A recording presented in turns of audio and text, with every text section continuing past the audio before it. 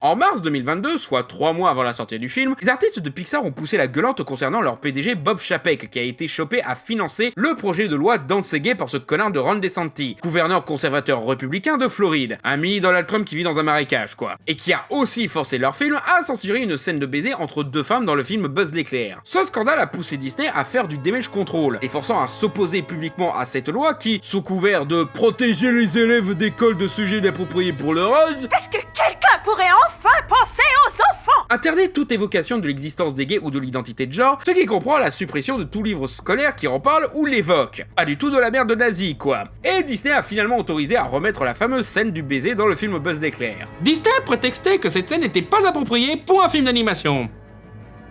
Montre la scène.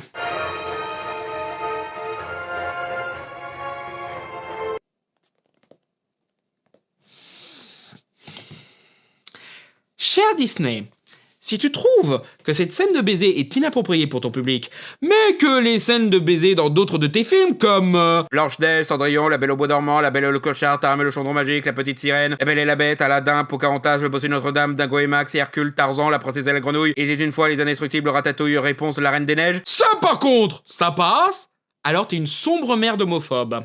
Sans déconner, c'est le bisou d'arrière-plan le plus court et le plus chaste que j'ai jamais vu. Le bisou entre une femme de 31 ans et un garçon de 11 ans dans l'apprenti millionnaire était plus mis en avant. Oui, t'as un film sur Disney Plus où t'as ça. Et c'est censé être une romance mignonne dans un film pour toute la famille. Ça, par contre, on ne coupe pas au montage, hein. Les deux madames qui ont dans la cinquantaine et qui se font un petit bisou, ça c'est intolérable, hein. Disney, on préfère le grooming au lesbianisme. Et oui, j'ai vérifié, ce bisou pédo est toujours sur Disney Plus. Et il avait fait scandale il y a 4 ans, même le Nostalgia Critique s'en était plaint en 2009. Pour en revenir à Buzz l'éclair, Disney blâme cette scène de baiser pour l'échec commercial du film.